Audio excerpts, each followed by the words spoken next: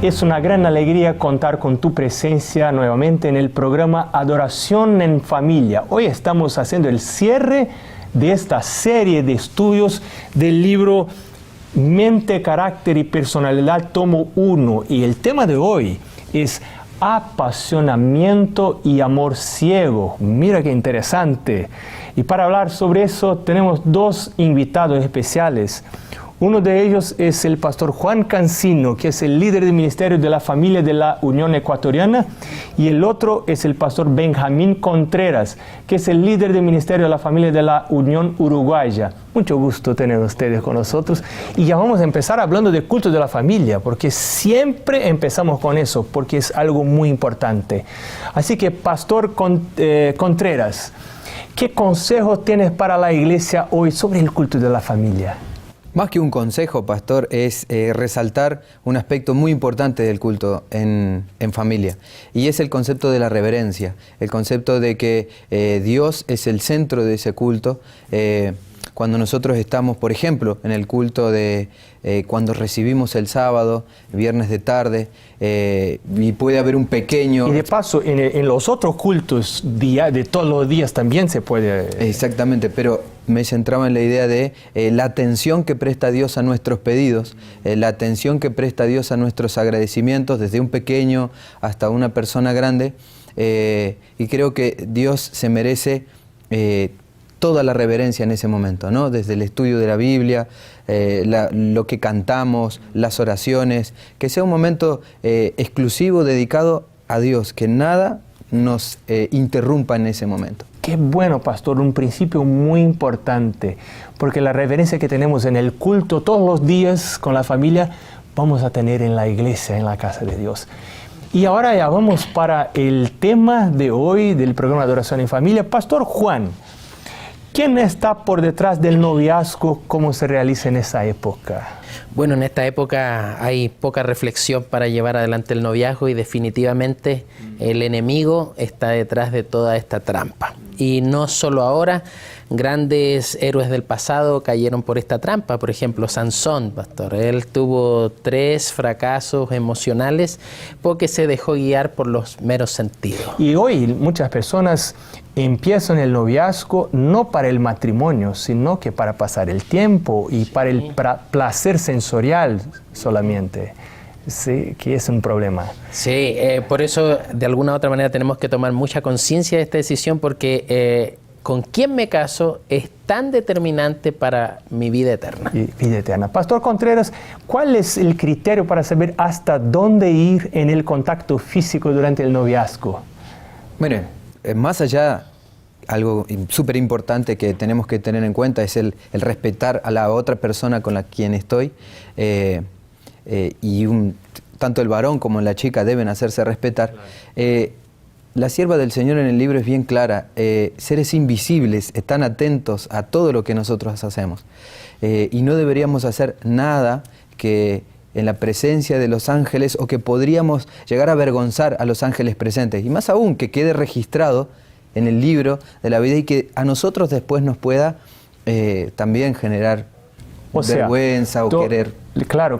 La relación íntima, la intimidad sexual es dejada por Dios, es dejada para el matrimonio solamente. Y si todo que me lleve a despertar el deseo por la intimidad sexual está fuera del plan de Dios para el noviazgo, porque es solo para el matrimonio. Claro. Pastor Juan, ¿por qué el noviazgo hasta altas horas de la noche no agrada a Dios? Bueno, de manera particular por 3 razones, pastor. Como hemos visto en el libro, primero porque las horas altas de la noche perjudican la salud. Nuestro cuerpo es templo del Espíritu Santo, así que eso es parte de un cuidado.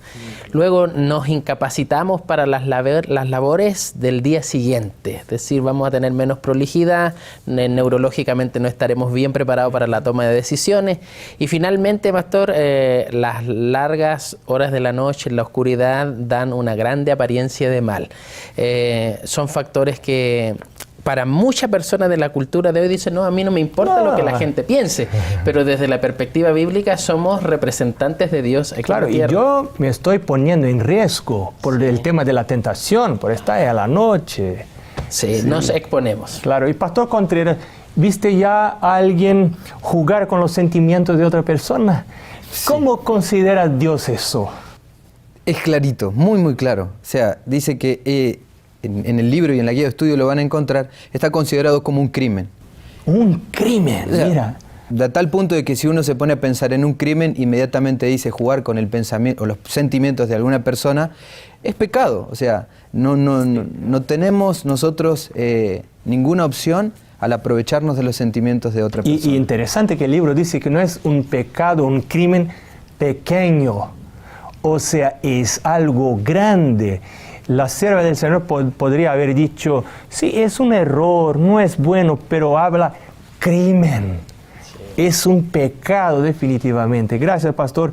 Pastor Juan, ¿por qué Dios prohíbe el noviazgo y casamiento con incrédulos, con personas que no temen a Dios? Sí, a la luz de las Sagradas Escrituras, Pastor, esto fue siempre una estrategia del diablo para apartarnos de la verdad. Si no nos apartaba, la mezcla con un incrédulo hacía una mezcla de la verdad y el error. Y perjudica a las siguientes generaciones. Perjudica a las siguientes generaciones, Pastor, y esto es algo que tiene que tomarse con suma consideración porque está en riesgo nuestra vida eterna. Y eso habla el texto. Sí, dice, Peligro. usted no puede, sin peligro para su alma, O sea, acatar esta como recomendación. dijiste, hay peligro para el alma. Qué serio eso. Y Pastor Contreras, ¿quién está por detrás de la imaginación de que existiría otra persona ahí más buena, que se adaptaría mejor que mi cónyuge? La cita del Espíritu de Profecía también es bien clara y refiriéndose a la persona, porque en esta cita es impactante cómo Dios le muestra a Ellen White a tal personaje de su época y le dice, Satanás está detrás de cada uno de estos pensamientos que, por así decirlo, susurran. Sí, era un caso real. Ella estaba escribiendo a alguien, una persona que estaba ahí con este problema. Y ella le dice, se me ha mostrado. O sea, quien le mostraba a ella era Dios. Y dice, o sea, Dios estaba viendo de que esta persona quizás en algún punto estaba dando espacio a Satanás para este tipo de cosas. Que como cristianos nosotros sabemos lo iba a llevar a romper el voto matrimonial, el pacto que hizo con su esposa delante de Dios, ¿no? Ciertamente. Pastor Cancino, ¿ya oíste de personas que se complacen en fantasías no santificadas y fantasías sexuales o románticas que Dios no aprueba? ¿Cuál es el consejo de Dios para ellos? Pastor, el consejo es oportuno, claro y directo. Deténgase, porque el seguirle dando rienda suelta a estos pensamientos los pensamientos sueltos nos llevan a actos y los actos nos llevan a la formación de hábitos y finalmente el conjunto de esto es el carácter. Así que el llamado es intenso, deténgase. Pero ¿qué hacer? Algunas personas dicen, yo no puedo detenerme, yo quedo pensando en eso. No, hay una responsabilidad, nosotros tenemos el privilegio de ser creativos, sin embargo los pensamientos tienen que estar sujetos.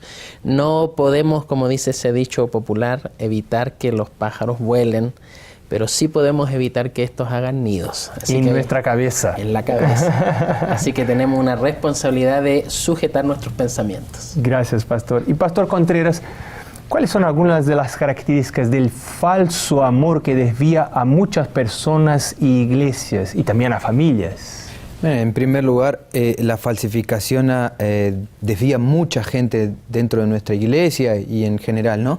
Pero lo que hace esta falsificación es que uno termine amando al pecador como debe amarlo, pero siendo muy quizás débil con el tema del pecado.